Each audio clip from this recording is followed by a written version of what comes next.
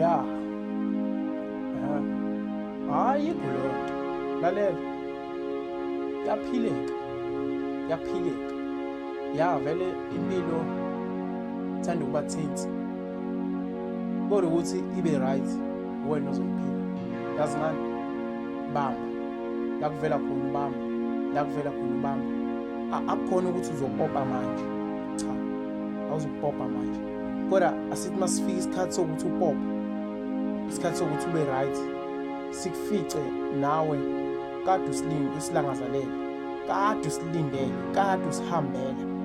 asikwazi ukufika isikhathi esiright wena uhleli phansi uthi ulinde sona isikhathi uma sifika uzosebenzisa isinongo kanjani yayibona